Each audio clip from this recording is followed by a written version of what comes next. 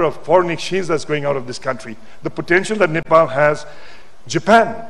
In Japan, the international students that go, we rank 3rd.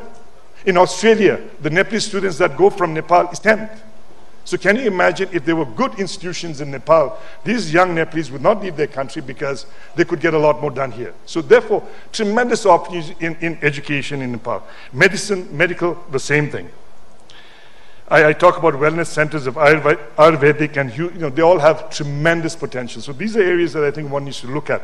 So there has been some projects from Dhulikil Medicity, which is $74 million, and all seven provinces are promoting to get investment into these health and education sector. So therefore, we have a system where the government is working towards, and I think it has the potential.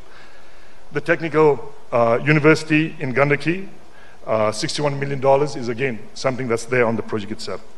Urban infrastructure, when Nepal had this problem, if you look at it, some of you really don't want to drive in Kathmandu during day because the traffic is so congested, and that's because really of the overpopulation that we have and the management that's required. The government is looking at this as a very serious issue. Hitona Smart City is something that's been proposed, which is $300 million.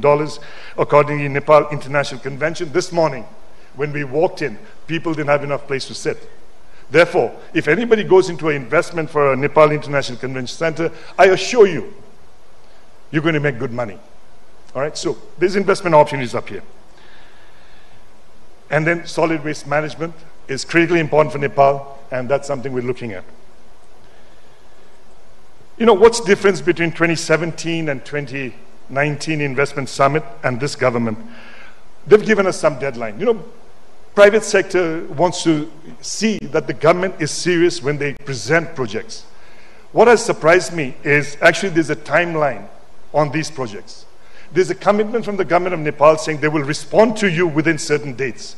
There's also a requirement for the private sector to say that you are going to be going on with this. So from that point of view, time is an essence. And I think this is something that's really new for Nepal and something that I really commend the government of Nepal to saying that we will respond to you by certain times. So from that point of view, I think it's a great thing. And I think private sector, we need to be looking at this in a much more different way because the government of Nepal is serious on the investment. Let me end the slide by saying 2020 has been declared as Visit Nepal year, and the tagline is experience, lifetime experience. We want to welcome you. We want you to come and experience your lifetime experiences in Nepal, but along with that, if you bring some investment, would be great. Thank you.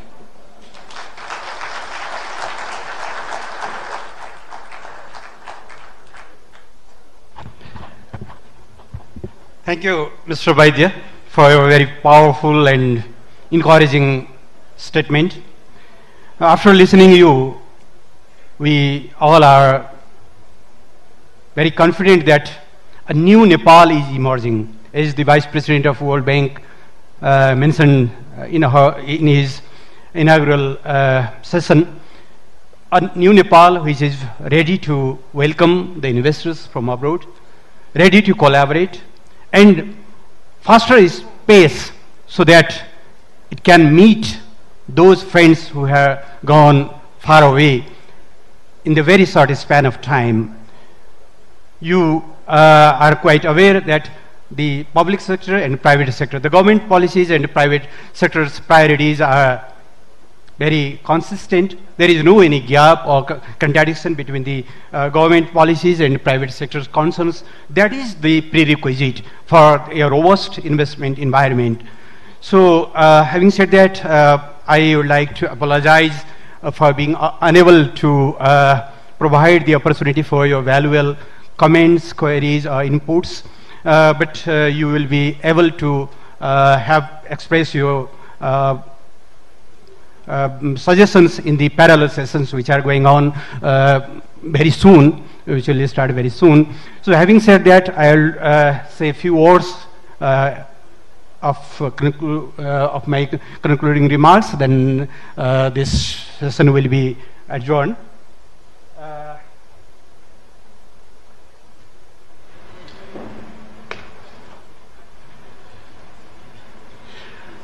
Distinguished participants, globally, foreign direct investment accounted for 2/5 of total foreign financial flows to LDCs in 2018. This is a huge portion of money that matters to our economic development. Therefore, I assure you that our commitments to attract and facilitate foreign direct investment in the best possible business climate will stay the course for decades to come. That is, we will adopt more and more foreign investment-friendly policies in the days ahead. Perhaps I underline that regional business climate is improving both under bilateral and regional frameworks. Thus, investing in this country also opens the way for integrating into regional value chains, thereby gaining efficiency and sustainable growth of business. As a matter of fact, the scale of foreign investment to date is scanty, but the growth in FDI is impressive as it stands at 26% per annum in the last 5 years. I think this alone is a pointer that business climate in Nepal is improving steadily. In my capacity as the foreign minister of the country, I wish to share with you that concluding bilateral investment promotion and protection agreements, double taxation avoidance agreements, and participation in regional investment agreements are our top priority. We have already concluded half a dozen BIPAs, nearly a dozen DTTAs, and negotiating regional investment agreements in BIMSTEC and SAARC. I am confident that this will further ameliorate business environment in the days ahead. Furthermore, I am delighted to inform you that the large-scale connectivity projects with neighboring countries, India and China, including BRI projects, are already underway, and accordingly, we have focused on massive infrastructure development within the country as well. Thus, I believe that the investments in these projects will be profitable, and completion of these projects further open up new business opportunities and help existing business to flourish further.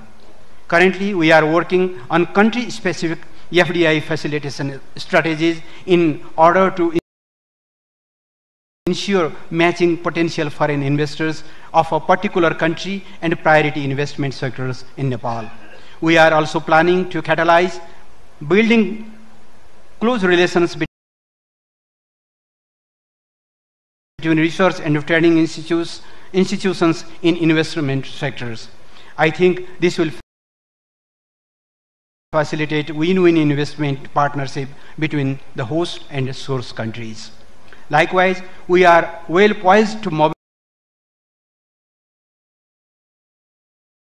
mobilize all our missions across the globe to facilitate foreign investment through essential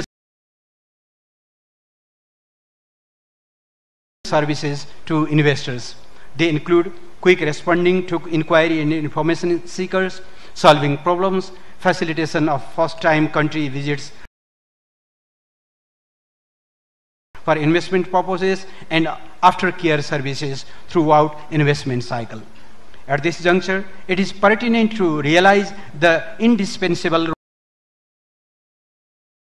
role of NRINs, non-residential Nepalese, that have been a succor in almost every sphere of national life since some decades. I fondly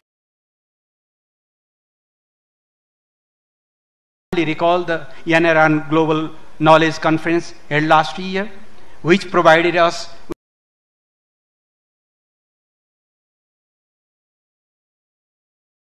with inputs on how the best to utilize their knowledge, skills, capital, and experiences. I appeal NRNs to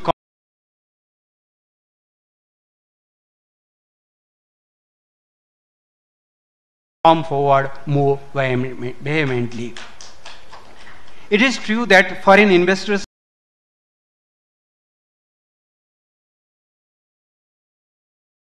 sometimes roll back or retract their decisions due to some uncertain local factors. but we have the greatest resources to our rescue. Nepali diaspora abroad, which is around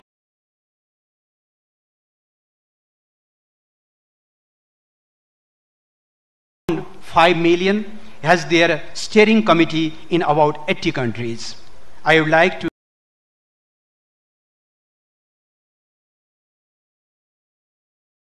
sincerely recommend all foreign investors not to flinch back, but find an NRN partner who aids you to cut across any hurdle at local level.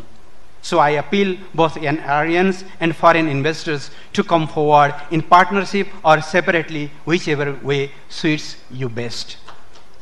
I hope this summit helps you in tapping the best business opportunities in Nepal, and it will be a huge success for us and for you all equally. Do you believe that we highly value your insightful and pragmatic comments and suggestions to chart out future course? Finally, I want to commit before you that we will also hold bilateral investment meetings through our embassies as and when necessary. I am confident that we will have continuous engagements in the coming days. Once again, I heartily thank you all for your active participation, keen attention, and invaluable contribution to this plenary session. My thanks goes to the both of presenters who have a very insightful presentation. Thank you very much. And now for some announcements, I would like to request Ms. Sadiksha.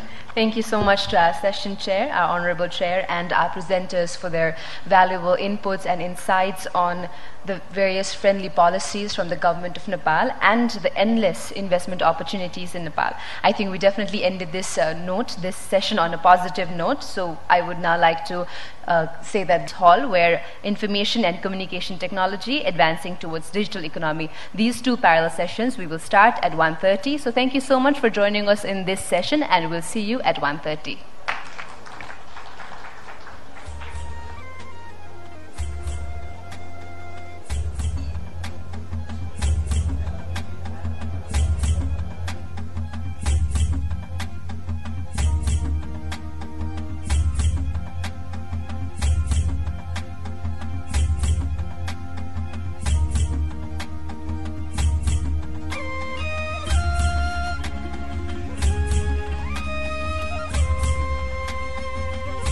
On. I would also like to request all our volunteers of Nepal Invest Summit 2019 to kindly guide our guests to the lunch venue if in case there is any confusion. The lunch venue is at the swimming pool area. And once again, a humble request to all our guests and participants to kindly join us in these halls, in this hall, which will later be divided into two halls for the parallel sessions. Since we are really running behind time, we would like to start at 1:30 on the dot. So a humble request to